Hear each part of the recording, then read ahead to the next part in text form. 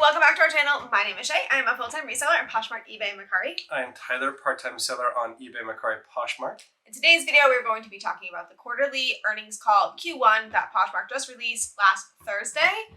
I should probably level set that we will not be talking about any stock advice, stock predictions, any of that kind of stuff. Due to Tyler's job, we are not allowed to talk about that, so we will not be. But there's still plenty of information that we can talk about, so we're going to do that. Before we get into it, you do have a t-shirt? I do have a t-shirt, and I'm not going to tell you what it says. So if you can figure it out, leave it in the comments. Or... Yes, if you know what it says and why it's funny, leave that in the comments. Yes. I also do want to point out that this is Q1, so I know there's been a lot of speculation in the community that this is going to be a good indicator of how the algorithm has done for Poshmark overall.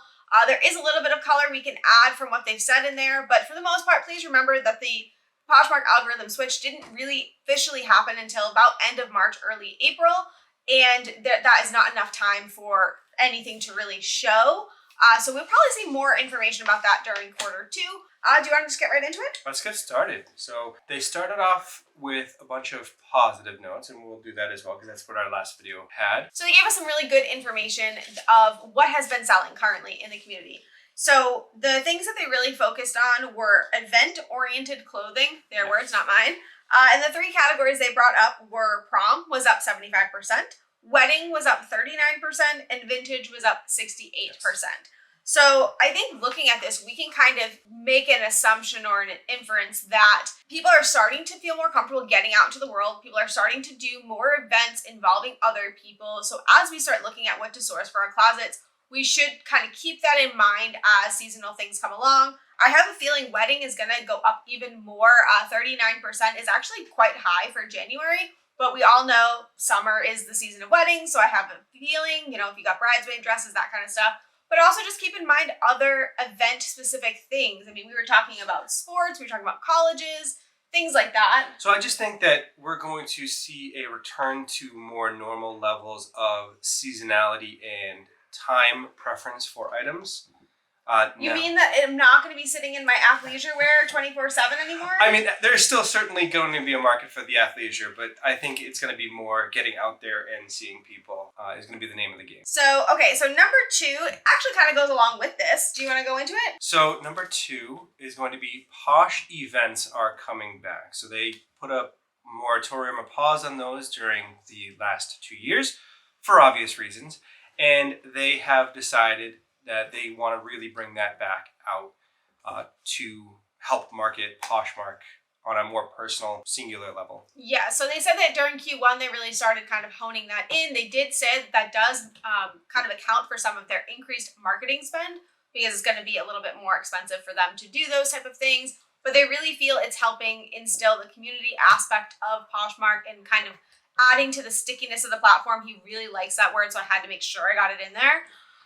But so he kind of feels that it's keeping people in. Now, personally, I have been to an in-person event and they do not add value to my business personally, mostly because I'm not a social person. I don't really enjoy that type of thing. It causes more stress than anything, but I can absolutely see how it would be useful to a lot of people. You can get some great tips. You can make some great connections and friends, people to go thrifting with, that type of stuff. So I can see the value. I just personally wish that they were doing marketing more for bringing in buyers and, working on product innovation more than these in-person events that I don't personally feel add to my business. I think you'd be better served transitioning that more towards a wider net. So free resources online for that same kind of feel where you have people and speakers talking about things that's more ubiquitous and more visible for everyone rather than if you're not in that part of the country where the event is being hosted, you're kind of out of luck.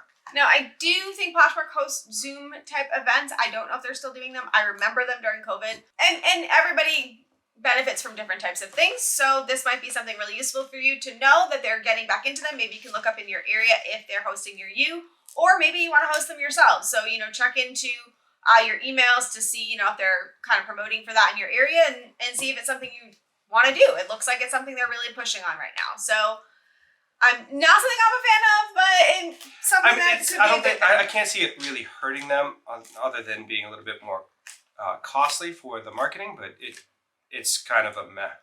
for me. Yeah. Number 3 is going to be they talked quite a bit about expanding their authentication process, especially for luxury goods, because there was a push towards promoting higher end sales on the platform, because I think that obviously drives a lot of revenue, because a higher or the same percentage of a higher number is just more money in their pocket.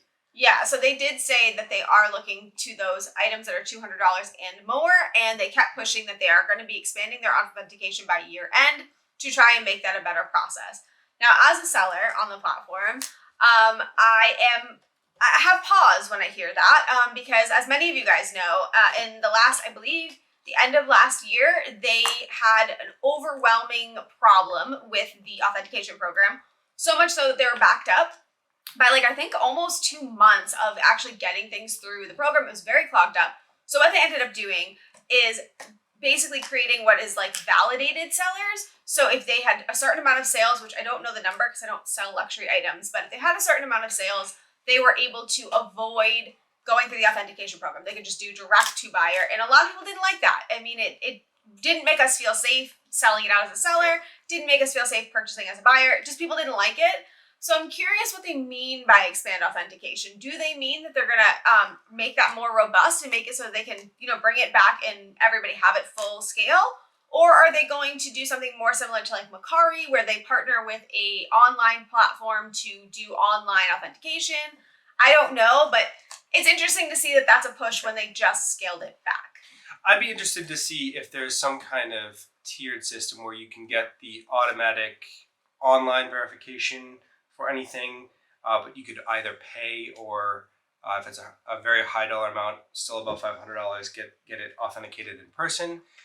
They did acquire Suede One, which we talked about in the last quarterly earnings call, and they're working on implementing that in this year to expand their sneaker verification process. So I think they are going in the right direction, or at least trying on that. I would like to see them hire a bunch more people to streamline that process so that you can get more items through the authentication, because I think that's a huge selling point for Posh compared to other platforms, where you have some actual tangible expert looking at the item in person to verify.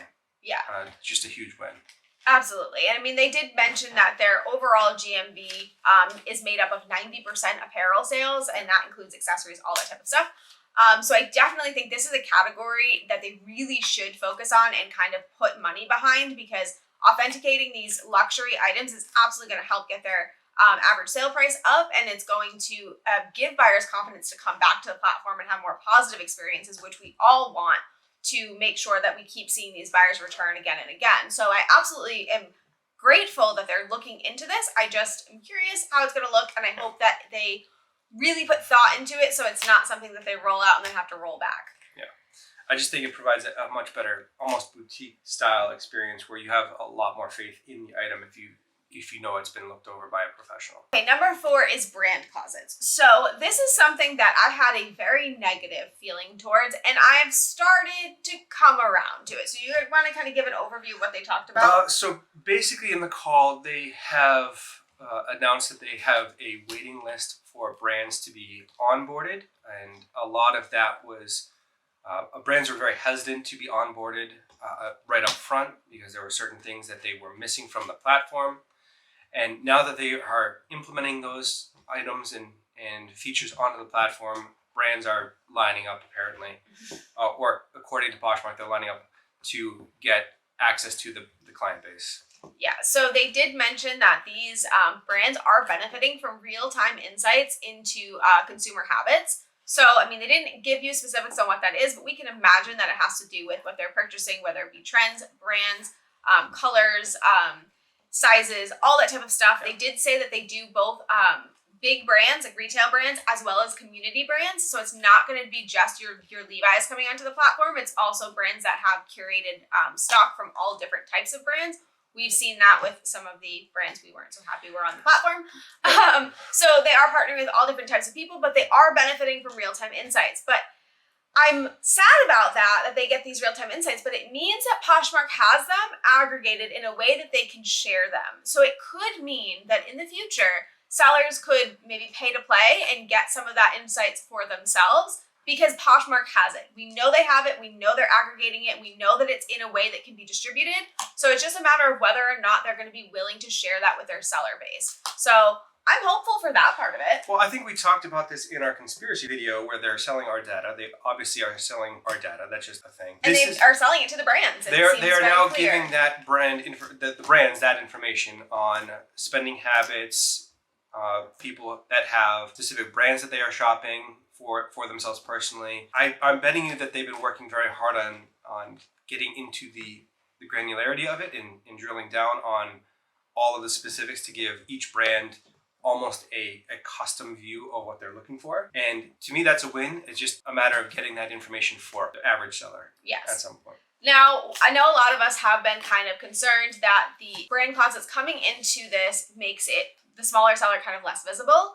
And I don't think that's wrong. But Poshmark actually gave kind of almost a counter to that made me kind of rethink how I felt about it. And they stated that they look at the brand closets as a symbiotic relationship with their sellers. They look at it as a way to bring in more buyers and also a way to create a positive experience for these shoppers so that they continue to come back to the platform again and again. A lot of these brands are validated brands. Now, I'm not going to get into the brands that aren't. We have our issues with some of the brands they've chosen, but the ones that are big brands, think of Free People, think of Levi's. They are all about customer experience. They know how to create a good buyer experience, and these buyers already know what they're getting when they purchase these items. They're pretty much familiar with what they can expect. So these buyers are going to be happy after their interaction versus like when they purchase from a closet that doesn't ship, a closet that's got flawed items, all of that type of stuff. I would actually prefer that my buyer has gone to Free People and purchased there and had that really great experience. So then when they come to me, they're not kind of negative about the experience and they're not already looking at it like, oh, I bet it's going to be stained. I bet it's going to be awful. I bet whatever. They're coming in at a positive experience. I'd rather that. So while I'm a little bit hesitant about what the visibility is going to look like over time for us small sellers, I am encouraged to see that Poshmark recognizes that it needs to be a symbiotic relationship and that is their overall goal. So we'll see how that plays out overall. But more buyers equals more shoppers for me. So that sounds like a win. I think that is the win. My concern is that it's not a level playing field.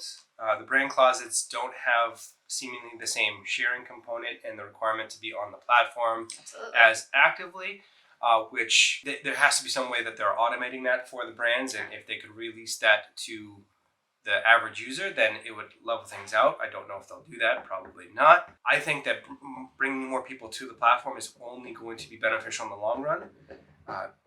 Obviously, you want great customer experiences so that the person comes back to buy and shop and just continues to buy, and then they're looking for the better deals, which I don't necessarily know that the retailing new items are going to offer. Right. So we will see. I mean, it is definitely uneven playing field currently, and we'll see how that plays out over time, if they offer any of this stuff to us, all that kind of stuff. But more buyers is a good thing to me, so I'm going to focus on the good part.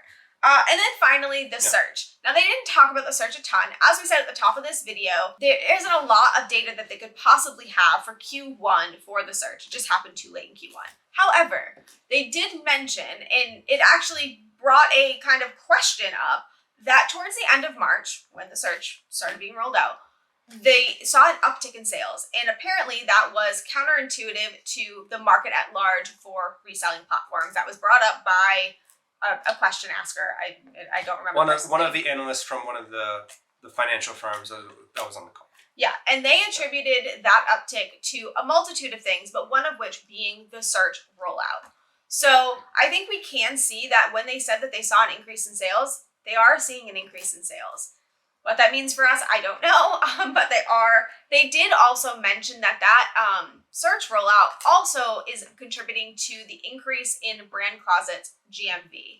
So I think that we are seeing that they are probably doing something that is helping the brands, whether that means they're prioritizing the brand itself, whether that means that they have some automation that is making it easier for them. I don't know what it is, but it does look like something to do with the new search is helping brands out. So I don't know how I feel about that part of it, but... So I think it's likely that they are seeing more sales. I just think it's going to be spread out among the brand closets and casual sellers, and the full-time sellers. So I think it's more sales, but the sales that are coming through are more spread out to not necessarily the people that were getting them before. Yeah. Yeah, I mean, they did state that it is more targeted towards relevance married with sharing in a previous thing, so we know that is a focus. So just sharing your closet alone isn't going to be enough. But if they're bringing in more buyers, then that's going to mean more sales long term. So that's what I'm kind of focusing on and hoping that that means the more that they do well and the more that they kind of tweak and innovate, they are going to bring us more buyers, so we'll have a better experience. So one thing they did also relate to the change in the algorithm was that they did kind of apologize. I don't know if it's really an apology. It was kind of a, we're sorry, deal with it. They at least did acknowledge that they noticed that members in the community were not all a fan of the search. So what exactly did he say? So they said, we are empathetic to some of our sellers who are impacted by these changes and continue to work to make it better for everyone in our community. Yeah. Which is basically just, we heard you complaining on social media, please stop talking about it. Well, and they're also, though, acknowledging that they are continuing to optimize, so it is going to change over time. But yeah, it wasn't the best apology. I really wish that he had kind of either not said it at all or said it in a kinder tone. I think it's better than no apology and just casually ignoring people, but barely? Yeah, it felt like answering a question before a question was asked is what it felt like to me. It felt like he was very much heading off the questions that had arrived or arisen on the last call. Yeah. So he just kind of trying to cut that out. Yeah. So let us know in the comments below how you felt about that. Do you take the apology as a genuine apology, and do you accept it? I'm curious what your thoughts are. That is pretty much everything they talked about. A lot of this call was kind of just going over the numbers, and that kind of stuff that we can't really talk about.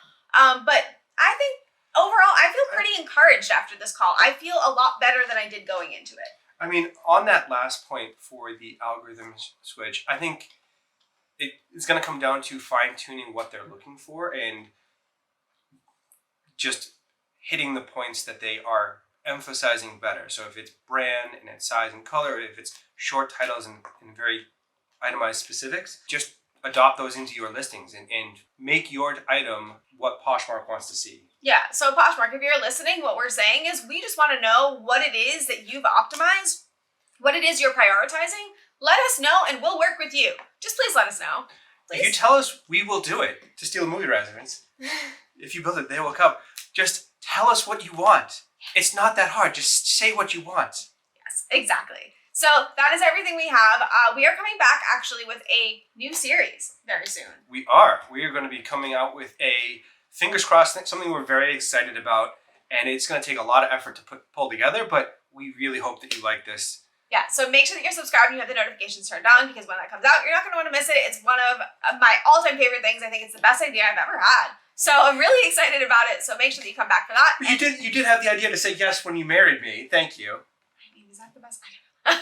But that is everything. We will be back really soon with a new video. Thank you all for watching.